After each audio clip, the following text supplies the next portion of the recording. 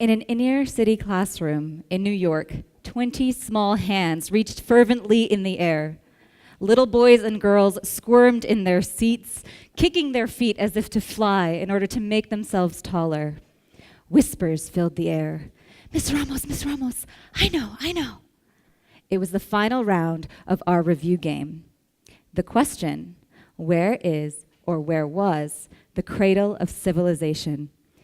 Please, Miss Ramos, whispered David, almost tipping over in his seat. Okay, David, where was the cradle of civilization?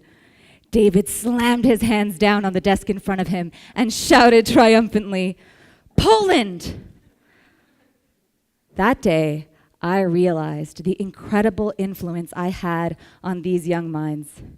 I was 22 years old, fresh out of my master's program in Warsaw, Poland, and this was the end of my first month ever in the classroom as a Teach for America fellow. Unbeknownst to me, my life had colored the focus of my classroom. Somehow, I had unwittingly convinced a fifth grade class of 50 that Poland was the center of the world. I realized that as a teacher, I could make them believe anything. I was reminded of the scary yet promising power of the teacher. Scary. Governments have been using the schoolroom as the bedrock for social indoctrination and conformity for years. Everyone, from the Nazis to the segregated schools of America's South, have used the schoolroom to shape a worldview, and they use teachers to do it. Promising. We can also teach free thinking. We can teach creativity and problem solving. We can teach love, compassion, perseverance, and strength of mind. We can teach humanity, and in so doing, alter the outcomes of the world. What if we taught our students to use what they learn in the classroom to do something meaningful outside of it, to write policy, to innovate, to start businesses that would revitalize a community? That is the power of the teacher. The verb to educate stems from the Latin roots ex, which means out, and ducere, which means to lead. Educere, therefore, means to lead out. If to educate means to lead out, then the teacher and the leader are one and the same. I argue that there are three key characteristics of a leader: the ability to inspire, the ability to sit comfortably in ambiguity, and the ability to practice humility. Teachers practice these three things every single day, and that, coupled with the systemic and institutional awareness that you learn in the classroom, is the potential for transformational leadership. Let's consider the 36th President of the United States. Though incredibly controversial for his foreign policy, President Lyndon B. Johnson wanted to build a great society at home. Early in his career, he taught at a public school in Texas.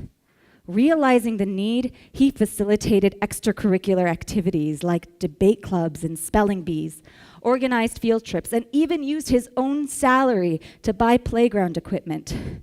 In challenging his students not only to improve their English, but also to grapple with hard-hitting philosophical questions like, should the jury system be abolished?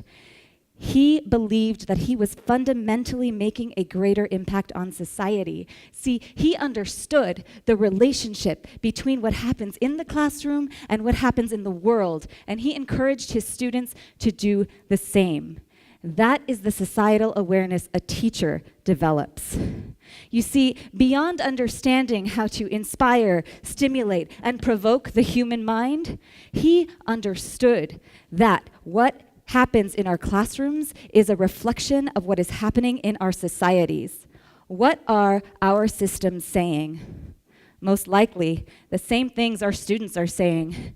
If there's disengagement, that's because there's no engagement around the topic of education. If there's high dropout rates, that's because we're not investing in our schools and in our teachers, and that means we're not investing in our children. If there is a belief that education has no relevance to life, That's because reforming our curriculum and empowering our teachers seems like too great a task. But what did President Johnson learn in the classroom that prepared him to lead a nation? Is there any connection at all? I contend that yes.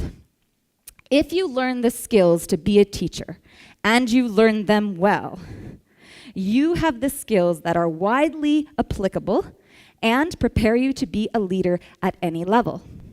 For example, if you're a teacher and you're doing it right, you are tailoring your approach and your methods to 15 to 30, probably more, different personalities, learning styles, and interests all at the same time.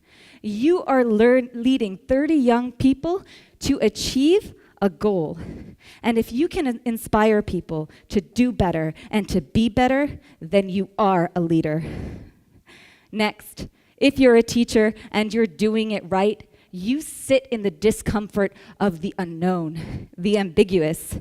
You never know what your student is going to do or say next. You never know if your project idea is going to work.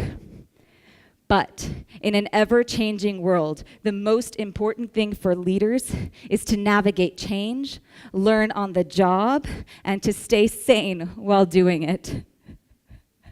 As a teacher, you live in the realm of the unknown. If you know that your students are going to be solving problems that you can't even imagine yet, then you teach how to learn and how to solve, not what to learn and which problems to solve.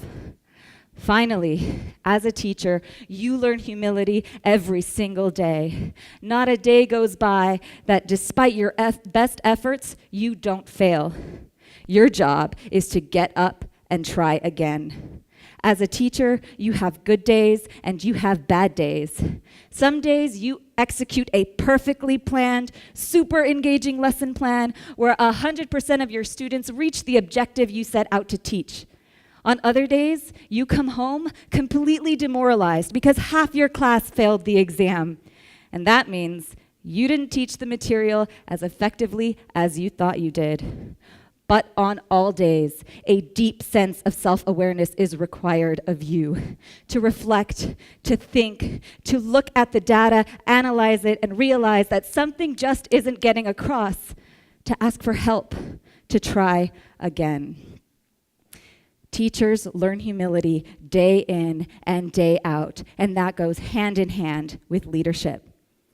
President Johnson understood that in order to solve the problems of today, you need to educate the leaders of tomorrow. He passed numerous laws that were meant to ensure equal access to education for all children. I know that education is the only valid passport out of poverty. As a past teacher and a future one, I have great expectations for what this law will mean for all of our young people, he said. In today's world, with complex problems like climate change and poverty, we need leaders who can deal with people, with humanity.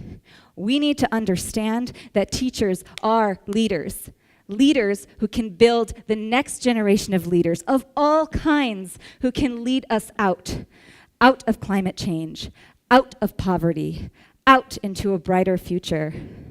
Somewhere along the way, the value of the teacher was lost, but perhaps it's up to us to put that value back in again. Thank you.